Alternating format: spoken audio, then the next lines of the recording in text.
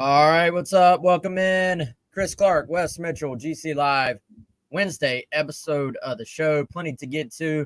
But first, let us tell you about our buddy Clint Hammond of Movement Mortgage, clinthammond.com, 803-422-6797. As we always tell you, if you are in the market to buy a home, don't know where to start, don't know what the mortgage rates look like, don't even know what that might look like for you on a monthly payment or a down payment basis, give Clint a shout. Let him help you just like he helped me and my wife. 803-422-6797. Again, I know probably 95, 99% of you maybe are not in the market to buy a home right now. All we ask is that if you are, give those that support us a chance to earn your business.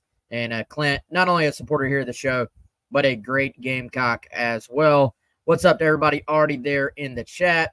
And as Mr. Burley there mentioned first, we are going to talk about Cutter Woods today, South Carolina quarterback commit who went public on Monday, I guess it was. And then Taeshawn Alston, linebacker commit who committed to South Carolina on Tuesday evening.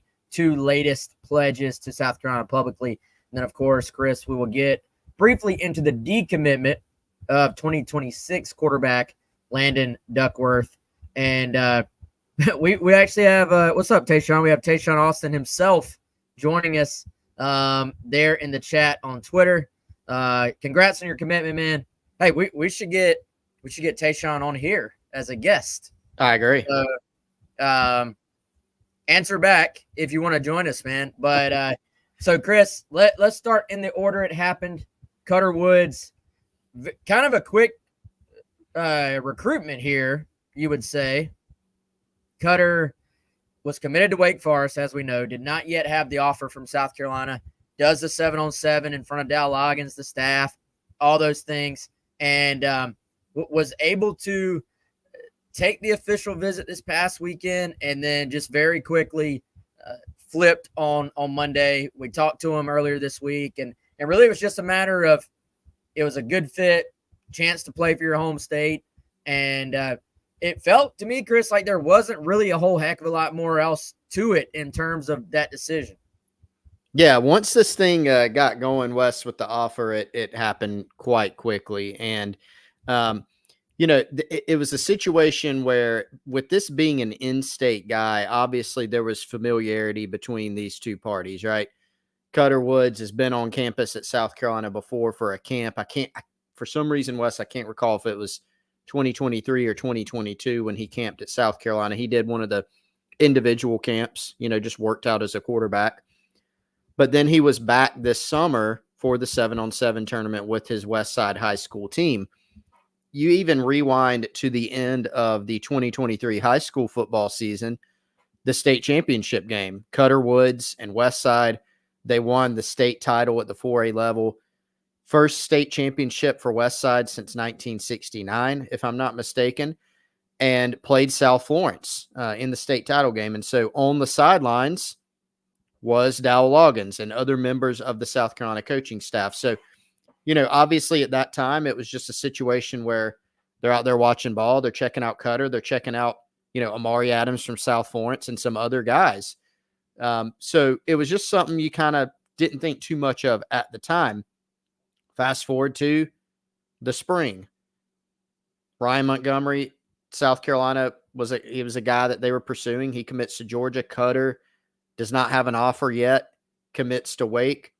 But then South Carolina sees him again this summer in camp in 7-on-7, spent some time around him, his family, watched him work out, liked what they saw, obviously had the background of what he did last season as a junior, 3,900 passing yards, state title, etc., and felt good about offering. And from there, official visit, quickly turned around, and then boom,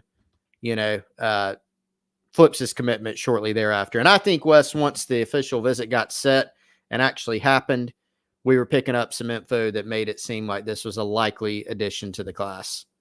Yeah, and Chris, a guy who earned his offer there, just made throw after throw after throw at that 7-on-7. And, as someone that very clearly, talking to him yesterday, it meant something to be able to now represent his home state. This is a kid who, you look at the sort of congratulations that just rolled in after that. Lenora Sellers throwing him a shout out. Mazio Bennett and his family throwing him a shout out. And he and Mazio actually played 12U football together back in the day. And so a little bit of a reunion with some of these guys. There were prospects that were on campus who were already committed to South Carolina this past weekend on an official visit. And, as soon as he got the offer, those guys were already in touch with Cutter about sort of getting to hang out this past weekend, and of course about the possibility of him joining the class. And we are, by the way, efforting getting Taeshawn on here on the fly. So we may actually be hearing from Taeshawn Alston here momentarily. He said he's actually somewhere quiet, somewhere he can do it right now. So we may be having him hop on just on the fly. The beauty of live radio, live streaming, live podcasting, all those things. So hopefully we can make that happen. Taeshawn, a guy that, Chris, you've interviewed going all the way back, I think, over a year ago when South Carolina offered. And so we're going to effort making that happen. Let's continue on Cutter Woods, and then if we get Taeshawn on, we'll just cut straight to him. But, Chris, this is a kid that I think there are some intangible qualities here that you really like. And, there are some guys who or there are some things with him where you sort of look, like you said, the ability to lead his team back down in a game with – that's the most pressure-packed situation a high school quarterback, literally will probably ever see. Yeah. That's like something from a movie, right? It is. Title on the line. He leads them down. Much more lower stakes, but he did lead his team to a 7-on-7 championship game that day. And then did they end up winning it, Chris? I think they did. They either won or came in as runner up, and for some reason I'm totally blanking on it. We were sitting there watching it too. So yeah, but needless to say, made throw after throw, won 7-on-7 game after game with Loggins and the whole staff pretty much staring a hole through him the whole time, putting the pressure on. So I think quarterback is obviously a lot of it is the physical part, but the other part is, can you go out there? Can you lead your team? Can you be accurate with the football? Decent sized kid. He's 6'2.5" or so. To me, he's a little bit bigger than I suspected. I heard some feedback based on what South Carolina saw from him in that 7-on-7 setting of feeling like he's made progress since last year, that he's maybe gotten a little bigger, a little stronger, a little more zip on the ball. And again, he earned that offer. It wasn't one of those things where it was just sort of a formality that he was going to be offered after that camp. From what I heard, South Carolina wanted to take a hard look at him, but he was going to have to kind of blow them away to get that offer. And he just made throw after throw after throw in order to do it. Yeah, he did. And Wes, I'm going to be honest. I don't know. Sometimes we know, hey, this guy is going to camp at a place and he's camping for an offer. 7-on-7s are sometimes a little bit different. And that's, I think, one of the reasons why the 7-on-7 camp is kind of a smart thing to have, because I know you made this point, earlier in the week. I think it was on the radio show that, you have these 7-on-7s, and it's kind of a hidden way to get some guys on campus that maybe if we had Cutter Woods on the show, said, no, I would have camped there regardless. He might not agree with this, but a lot of times if you've got rising seniors going into their last year that have offers, or especially if they're committed somewhere, maybe they don't come to your camp, right? Well, when they come in a 7-on-7 passing setting, you can see more prospects at one time. And you can also get some guys on campus that maybe you wouldn't have gotten on campus in that setting just as an individual, right? So regardless of how it shook out, they got Westside on campus, and Cutter Woods is Westside's quarterback, and they were able to take another look. And it ended up going, extremely well for Cutter that day. And it went well in South Carolina's mind as well, because they ended up offering him a scholarship, and now he's in the class. Yeah, what do you think of the running ability too here, man? Like, I think he's a kid that, watching the film, and you've seen him more in person than I have, and obviously 7-on-7, you take that aspect out. Like, it's, can you throw the football? Can you sit back there? Now, you're not going to get hit in 7-on-7, obviously, so that takes another aspect of it out. But I think he's a guy who's clearly a pass first quarterback, but can move around a little bit. He rushed for 300 plus yards this past season as a junior, threw for 40 plus touchdowns, I think, and 8 picks on their way to that state championship. And, I think in today's college football world, it's really hard to be a statue back there. It's hard to play quarterback and not have some athleticism, some sort of foot speed. And, I think he's a guy who can move around enough. I think he's always probably going to be a throw first guy, but at least can give you enough in the running game, at least enough in the kind of extend a play game to where you're getting out of the pocket, keeping your eyes downfield to throw the football, that you don't look at him as truly that old school pocket passer. Like those guys, they just have to be so accurate and so cerebral. And so, there's only so many guys that can just be like Tom Brady back there, where they're just going to pick you apart mentally and with accuracy. You got to have a little bit of that ability to move your feet in the pocket. And I think he does. Can we name a successful quarterback in 2024 that cannot move? I really can't think of one. Maybe there's one out there. Probably is one out there. I can't think of one. I'm sitting here going through the teams that South Carolina played last season. Going through, Spencer Rattler was a guy that could move. He kind of fell into that category, right? Spencer Rattler is going to, remember we asked Spencer, what would you put down in the 100? He's like, I don't know, 12. He's not a runner, right? But he can move, he can navigate, he can get you some yardage on, maybe he can scramble for a first down, maybe he can extend the play a little bit. And Spence I think that's some quickness to him now. Who, Spence? Yeah, he wasn't fast, he didn't run a great 40, but he had some quickness. He did. He had a little quickness. Basketball player, he played some basketball, so he can move around a little bit. Cutter's a guy that he's going to bring a little size to the position at 6'3", 2. He'll probably be 220. You would think pretty easy. I'm trying to actually effort his stats, Wes, from last season. It might give a little bit of a window. I know he ran for some yards. He rushed. It was 300 and something, 300 something. There you go. Yeah, it's in my story. Yeah, so he can, which I did read. Didn't have it in front of me. No, you did. But he can move around some. He falls into that. He can extend plays. He can get you a quarterback sneak. And that's what I think you need nowadays. Cutter's not going to be mistaken for Lenora Sellers, right? Not by any means. He may not blow you away from the physical attribute standpoint of, God, look at this guy's arm. I've never seen a guy throw the football like that. Never seen a quarterback run like that. But he's just solid in all those areas. And I think the word intangibles, Wes, is a good one too, because this is a guy that's got, a lot of competitive fire to him. And he's just one of those gamer type of quarterbacks, I think. Yeah, for sure. All right, y'all. Yeah, we're still efforting getting Taeshawn here. Y'all hang tight. In the meantime, Chris, we'll talk about Taeshawn when we get him on here. So the Duckworth decommitment for South Carolina. It's easy to make the connection of, Cutter Woods commits, Landon Duckworth decommits. I don't really get the impression it's that simple, or even maybe that they're even connected at all. What do you think?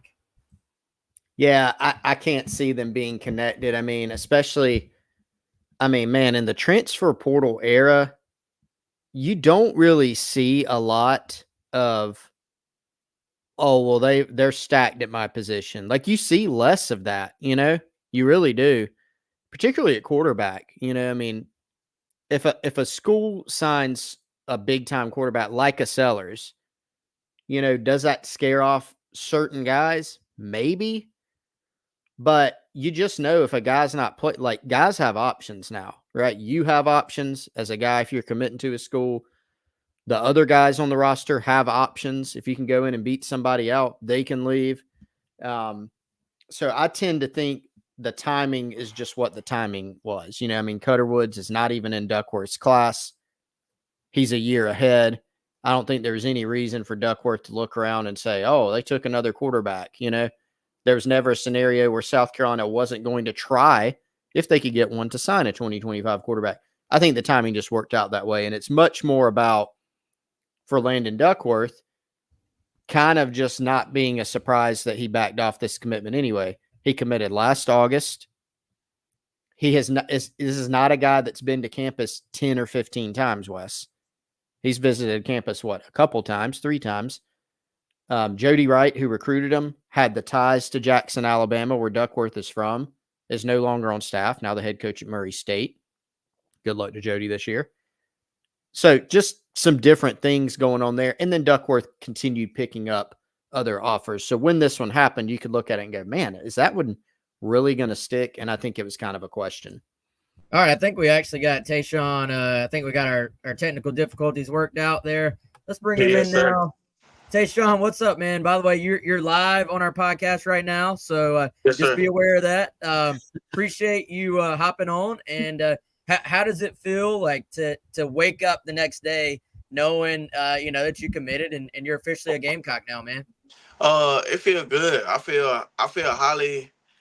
feel like I made a good decision. It feels great. Like, I feel very great about it. Now, Taeshawn, you had a pretty cool video that came out on social media. That was good stuff. Yes, sir. And if I'm remembering correctly, it started with you calling up Coach Beamer. Actually had some video of that to tell him.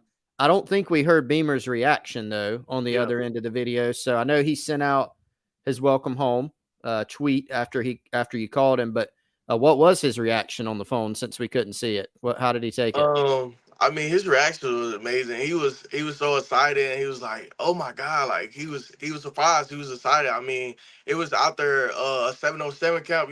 Busy day for them. Just a busy day and hard working for them. But I called him. I hit him up. He was excited, man. He was ready to go. He's like, "Let's go. Let's get this thing started." I mean, he was so excited, and I felt that, and it was great.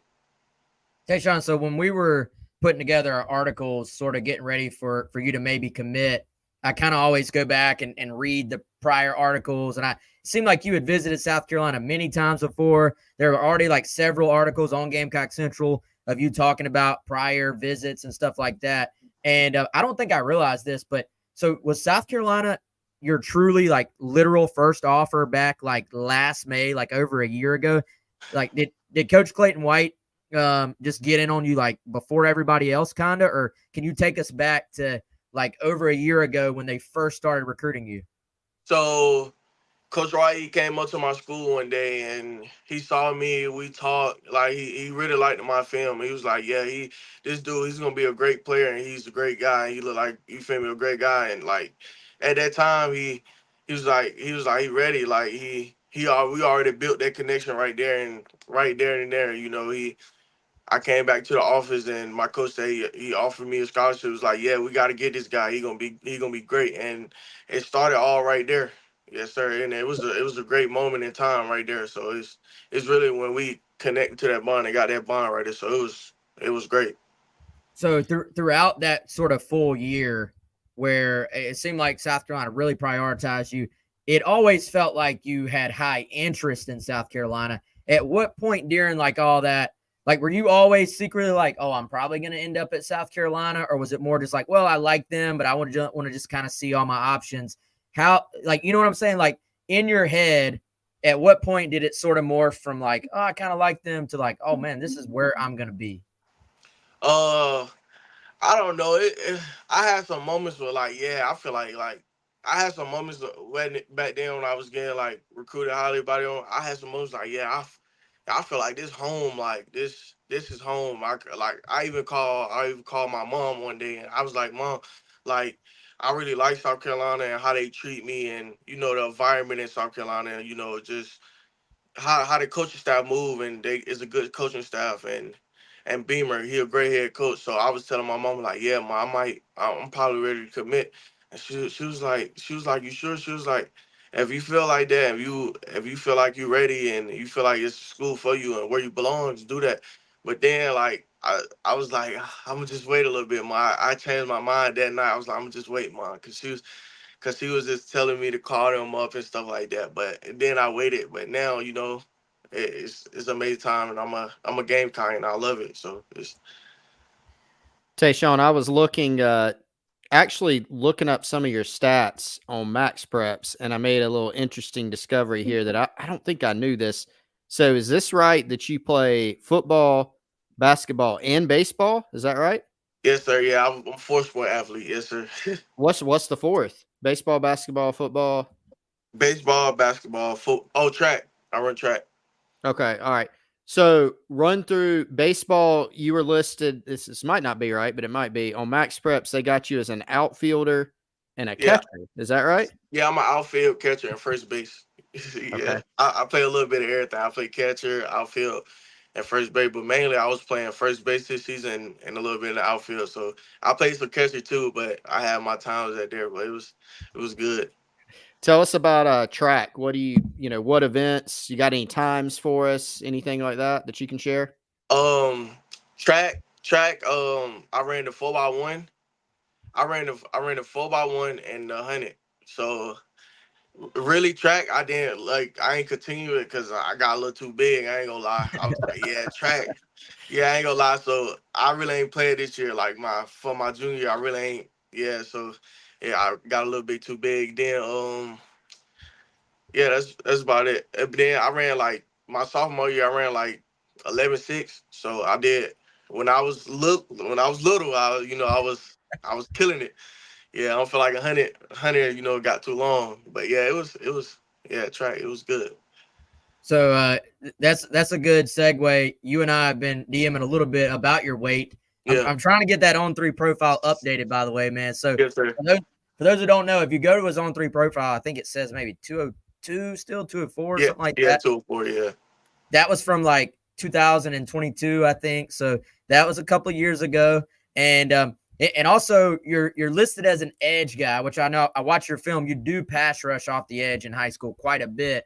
But Yes, sir. one thing, we've seen and then talking to you after the official visit, you mentioned Micah Parsons, kind of that South Carolina wants to maybe use you in a little bit of that role. I guess tell everybody if you can, Taeshawn, your absolute most up to date weight and kind of that plan for you that Coach White has in terms of like playing you as a linebacker, but also moving you around and letting you rush the passer too. Yeah, so I'm 6'3", 230, 235. So yeah, Coach White, he got a plan for me. So he looking at me as linebacker, like that outside linebacker, or you feel me, that middle linebacker. Like I could be that Mike, or I could be that outside linebacker. Like they looking at me to rush off the edge, some like just rush off the edge, on third down plays, cover a little bit in the linebacker spot. They feel like I could take advantage of that as that hybrid on their defense, and I feel like I can do that. Like I feel like that's a good position they put me in. I feel like I definitely like that would be a good position for me, and I show out. So I feel like that's a good position. I like what I'm getting recruited as. So yes, sir. Tayshawn, tell us about you. Obviously, before you get to South Carolina. By the way, December graduate or next summer? Do you know when you're going to be graduating? December. December. December. Okay. Yeah, All right. I'm on track. I'm ready. So Okay. So yeah, you get a head start. Go through spring ball next year. But when you look at the high school football season, you obviously got one more of those coming up. What are some of your goals that you've set for yourself and or your team, in your final high school campaign? so all through the spring and the summer right now, like me and my team, we've been working hard. I mean, we've been doing good on 7-on-7 practices. We've been pinning our all into it, and it looks like it's gonna come out great. I feel like we got a whole lot of athletes on our team and good players, so I feel like we should have a good turnout this year. Last year we went 10-1. It was a little start. We went 10-1, lost first round of playoffs by mistakes, but I feel like we're gonna fix them and get back to the top. So we looking through to get through the playoffs and you know trying to compete for a state championship. And what I'm trying to work on is just getting better, getting faster. This year they got me playing the linebacker spot a little bit more, so I'm playing the linebacker and I'm playing that jack. So I'm playing that linebacker, and I'm playing the Mike a little bit, and I'm playing the outside linebacker, and I'm also working off the edge, that jack. But I feel like I'm gonna get better at that, and keep on getting faster and working out, getting bigger and stuff like that. So I feel like it's gonna be a great year for me and my team, and also me getting better as a person and as a man. Taeshawn, speaking of your speed, man, I had gotten some feedback that it has looked like on top of getting bigger, you actually maybe have been getting faster over the last year or so. Do you feel that way? And is there a latest 40-yard dash that you can tell us about? Have you timed it all lately? So my last count, I would say probably like it was a while ago. It was either at Duke. I ran a 4.55. So then my coach, he be timing us, and I ran like a 4.48. So I'm trying to like stay in that range, maintain that, and just like, cause I've been flying around since I was little. So Yeah. I'm trying to maintain that, and especially when the weight I've put on, I hopefully I'm still at that speed. I'm definitely feel like I'm still at that speed, but I got my coach. He got a speed trainer, and we be working straight speed and stuff like that, and mobility. Getting better. In the hips and stuff like that. So I feel like I'm about the same speed. Just putting on weight, and I'm gonna keep on getting better and better. Training. So yes, Yeah, sir. that's moving, man. That's moving. So we talked about Coach Beamer's reaction, but what can you also tell us about just A, your relationship with Coach Clayton White, and B, when you gave him the news? I'm sure knowing he's recruited you for over a year now, prioritized you, it was probably a pretty special moment between you two. So what can you tell us a little bit more about y'all's relationship? So I like the day before that, I had text Coach White and told him, I was like, Coach, can I give you a call tomorrow at like at a certain time? He was like, yeah, sure, man. And I called him. Man. I was like, Coach, I think it's about that time. And then I told him I'm ready. And he was like, he was like, what you trying to tell me? He was like, oh, for real, man. I was like, yeah, Coach, I'm ready to commit. And he was like, yeah, man, like it was a exciting moment because he been recruiting me for a long time, and it was just great. Like, you feel me? Just seeing him, his excitement and stuff like that. So he was pretty happy. Like he he was out the window. So it was good. It was a good moment and stuff like that. Like he was ready, man. He was like, oh wow, man. He was fired up. So I watched your Instagram, your announcement on Instagram. Was I seeing things, or was there a rooster? Like, was there a Gamecock Yeah, yeah. at your announcement, or did I dream that? Yeah, it was the rooster. Yeah, it was one out there. Yeah, it was. I had one out there, so my AD had got one, so it was a pretty exciting moment and stuff. Yeah, so yeah, it was. Yes, sir. Okay, all right. I didn't know if that was like AI or just like I was like, is that really a that's pretty good add on there. But Taeshawn, man, we appreciate the time. Yes, Good sir. luck, this senior season. Hopefully we can get over there and watch you play. And thanks for hopping on, man. And we'll definitely be pulling for you. And Yes, then sir. Thank you. you, man, in 6 months you'll be here. You'll be here in Columbia, so it'll be here Yes, sir. before you know it, man. I guess while we got you, do you want to throw like a little shout out to the Gamecock fans? I know they're excited to hear from you and will be excited to support you when you get here. Go Gamecocks. I mean, go Gamecocks. Let's work. Time to work now. So go Gamecocks. No doubt. All right, Yes, sir. Taeshawn, congrats again, man. Very happy for you. Appreciate the time. Appreciate the interviews throughout the process. And we'll check you out on the field this fall. Okay, man? Yes, sir. Thanks for having me. Yes, sir. Yep. Have a Thanks, good one. Tayshawn. There it is. South Carolina linebacker commit Taeshawn Alston joining us here on GC Live. Chris, impromptu interview there, but Yep. I mean, obviously, you can tell, great kid. And I know you've interviewed him several times, like I mentioned, throughout the process, visited many, many times. Did it feel to you kind of like it was a little bit of a no-brainer for him to end up at South Carolina? Like, it just has felt to me like there was always a fit there. Like, there was always a comfort level with he and Coach White. There was always high interest in South Carolina. I think he wanted to, of course, make sure he took his official visits, but it certainly didn't seem to be a surprise or any drama leading up to the announcement that it ended up being the Gamecocks. Yeah, and he was on campus. I'm going through Wes, trying to do a pretty good job of keeping our database on On3 updated with visits, and I was sitting here trying to think when was the first time he was on campus. Definitely last spring he was on campus. Remember seeing him at camp last summer. He came through, was on hand for a camp day, and on campus several other times beyond that. But yeah, every time, I remember the very first time we saw him at the camp, started hearing like this is probably going to be a guy. And actually one of our colleagues who does some pieces for us on Gamecock Central West, Will Helms, very tight end in the state of North Carolina. And it seems like every few weeks I would get a text from Will saying, "Hey, from what I'm hearing, Taeshawn Alston loves the Gamecocks." And I'm like, yeah, seems that way. So not a surprise at all. And you can tell, I mean, we just sat here and talked with him, listened to him, fans heard from him, and that was cool. And, you could tell he's fired up and excited to be a Gamecock. So that's I think a cool component, a key component that fans can appreciate. But not only that, Wes, not only the desire to be in Columbia, but this is a guy that also has some very interesting physical tools and abilities that he's going to be bringing to Columbia too.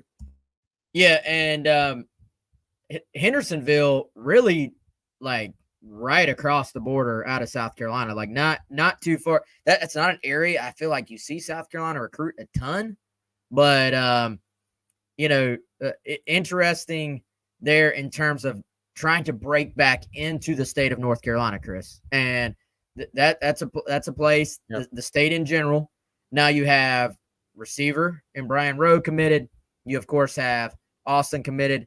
They'll continue to recruit guys for this class in 2026. I think is loaded in the state of North Carolina, but at least worth mentioning that you were able to break back into that state a little bit in this recruiting cycle. And I think that could be important moving forward. They've added Virginia to the blueprint, and that helps. But I do think if you're going to build the roster you need to compete in today's SEC, you need as many territories as you can that you can feel good about going into and landing players. Obviously, North Carolina, pretty big state, man. Like they're recruiting Darvin from Havelock, and then you get Austin from Hendersonville, from Henderson, and it's not like I feel like those things aren't necessarily connected. Like they're not necessarily close in the state of North Carolina. But if you can just be in that state in general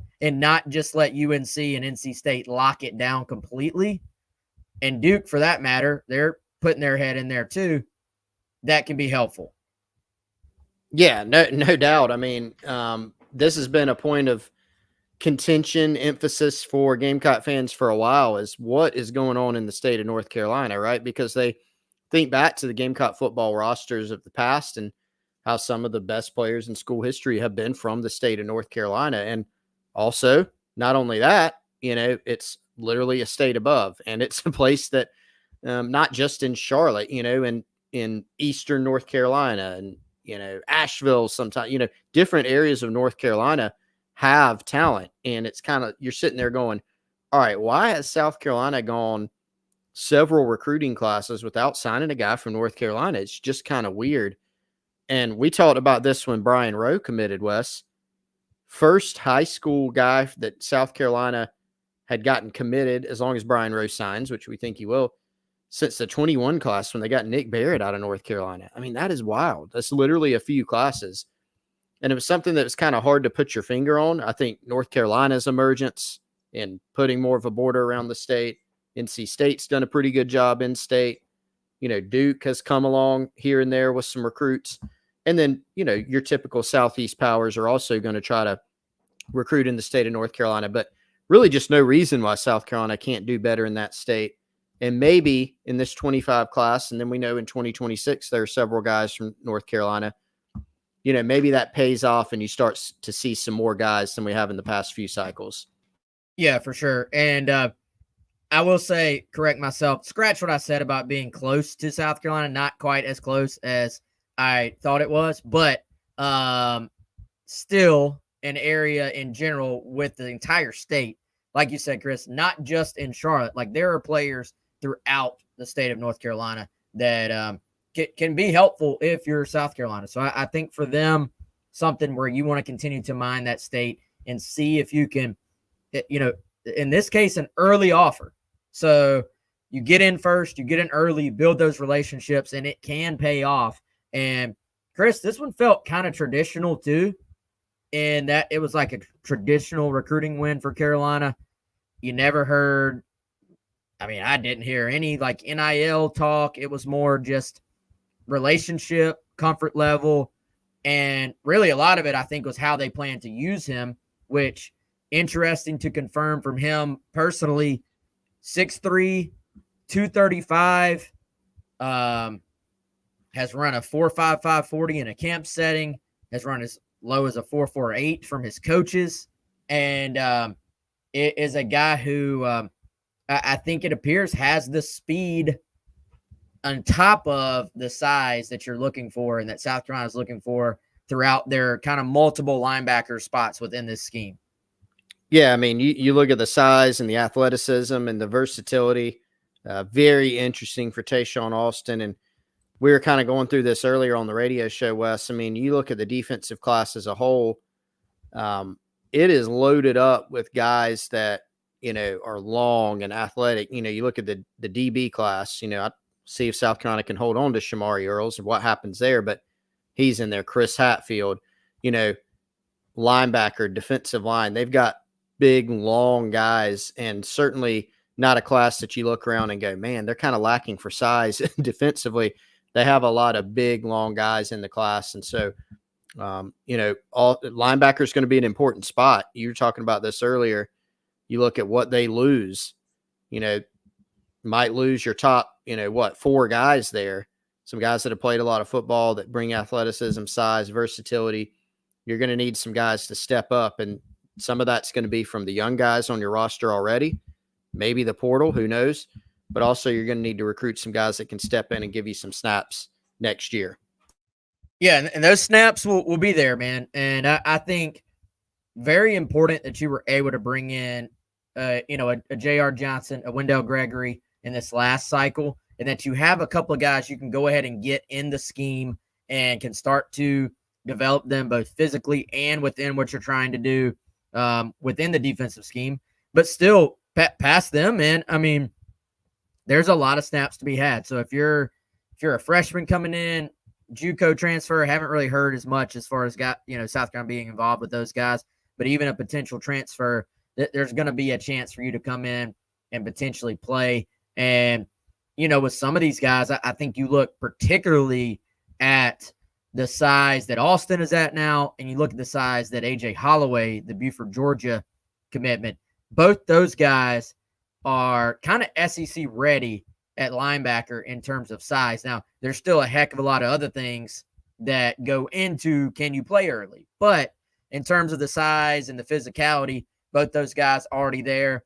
I think both we just confirmed with Austin. I think Holloway, an early enrollee guy as well. At this point, Chris, like this entire class, for the most part, is planning to enroll early. Like it's quickly becoming where summer enrollment is, kind of rare. Yeah. Yes, it's rare compared to it used to be. I feel like the exact opposite of that. Yeah, it used to be. Oh man, this guy committed, signed, and he's enrolling early. I remember when 2009 class when Stephon Gilmore came in. Gilmore, Holloman, they had several early enrollees in that class, and that was such a big deal. Like, these are really good players, but hey, they went through spring. Now, like you said, it's kind of flipped. And you look at the 2024 class that South Carolina just brought in this last cycle. What was it, Wes? I think 4 guys out of the high school / junior college class, and you throw portal in there too, didn't enroll early. You had a few high school guys and then a junior college guy and Jerome Simmons. So definitely a trend in recruiting these days that more guys enroll early. And that really helps everyone, helps the players, helps the team as far as getting those guys on the field earlier. I do kind of wonder, man, is some of it just that the recruiting process happens so early now. Yeah. And then everybody's already signed in December for the most part. So it's almost like those guys feel like they're delaying enrollment in order to not come in the mid-year. Like before, it was like you were taking a big step to enroll early. Now it's almost like if you don't, like, what are you waiting for? Because you've been committed for so long. You've been kind of dead. You've been already looking ahead to it. You already signed. You're official. And, it just feels like more and more guys go into, like, it's not a last-minute decision. Like, most of these guys have decided already when they commit months ahead of time that they're going to be in a position to go ahead and enroll early. And obviously, like you said, very, very helpful. I think look at a guy like Josiah Thompson for South Carolina this year. How much more potentially ready is he going to be when you look at someone who really the only thing holding him back is that he was going to need to get a little bit bigger, a little bit stronger. Now he has that full extra semester of time in the weight program as opposed to just a summer. I mean, you can't even really quantify just what that could be worth for guys like that. So those linebackers come in ready because there's going to be some opportunity for playing time next year. This year, however, very upperclassman-laden group that's going to be very, I would say, interesting, exciting to watch. All right, Chris, we told ourselves this would be a fairly short show. We got a surprise, awesome guest appearance from Taeshawn Alston. That was a good bonus. Let's get out of here. Let's see what the next few days bring us, man. And then I know we have the 4th next week. Surely we'll be able to do a show before that, though. Got to. We'll have to get in here. Got to. Here, whatever. In here, on here. Before we get out of here, let me tell you about our friend Andy Luedecke at My Perfect Franchise. Head on over to myperfectfranchise.net or give Andy a call, 404-973-9901. You can also email him, Andy at myperfectfranchise.net. Or if you're on the video version, as you see on the screen right there, you can actually text him at that number, 404-973-9901. And here's the thing you may be saying, what is My Perfect Franchise? So what Andy does is he will take, if you're wanting to start your own business, if you're wanting to become a franchisee, he is going to walk you through the entire process. He's going to consult with you. He is going to help take your ideas for how much time, energy, effort, money you want to put into this venture, and then match you up with a franchise that has similar needs and responsibilities. So then what he's going to do, once he matches you up, the great part about it is, to you, his services are 100% free. And so Andy, not only a consultant, but also a franchise owner himself. So he's been there. He's been through it. He wants to help you have the gift of franchise or business ownership yourself. 404-973-9901. I think that's all we got today, Chris. Man, I did kind of want to get into another Texas A&M, Texas baseball rant, but I don't know. I think I'm just going to get fired up if I do. That sounds good. Yeah, we could probably go for a while on that one. Caden Gibson says, can we get a roll Rams before you go? No, I'm not going to. That's West Side reference, Wes. That's my high school rival. Although it's not like I should have some like big time affinity for TL Hanna. I mean, it's a great place. I met a lot of great people. So actually I should. But if I walked in there, they would be like, who are you? You know, they would not know me. They'd be like, I don't remember you. You didn't do anything. So, but I will not do a roll Rams either. Sorry, Caden. That's their thing, roll Rams. I honestly didn't know that. I don't even know what would Go Jackets. We were the Yellow Jackets. I don't know. You don't have a special thing? No, I don't think so. By the way, I edited it fairly quickly, but did you see my mistake in my tweet about Cutter committing? No, you didn't put Hannah, did you? No. Maybe worse. I put East Side. Oh, ooh. I edited it quickly, but yeah, I was like, why was I thinking East Side when he was there? When West Side literally has my name in it. And one just moving too quickly. I was sitting in my car in a parking lot trying to get the story out. But 2, I was like, why was I? And he was there, but that honestly, and somebody responded was like, hey, they actually very politely were like, hey, he transferred from East Side. And I was like, I mean, I know that. And they were very polite about it. They're like, I know that, but that actually isn't why I did it. It just happens. Like, I wasn't thinking, oh, he's still there. And I was like, Jaquavius Dodd is from East Side. So I think I just had East Side still on the tip of my brain. Okay. Yeah. No, I mean, Hannah would have been worse probably for the West Side people. They would have got. I edited it quickly. I was like, I don't want some hardcore high school sports fan to get ticked off at me. They'll get you. Yeah. Yeah. So he did play at both, at least. So technically he was East Side quarterback, Gutter Woods. Yeah. Technically. Yeah. Technically. All right. I don't know what that is, but that's my closing thought on the day. He's Chris. I'm Wes. Appreciate y'all as always. Hey, appreciate Taeshawn Alston for joining us. If you're still listening, Tay, appreciate you hanging out for the rest of the show. And good stuff, man. Great interview. Look forward to watching him on the field in the fall, and then, of course, in falls after that at Williams-Brice Stadium. All right, y'all. Appreciate it as always.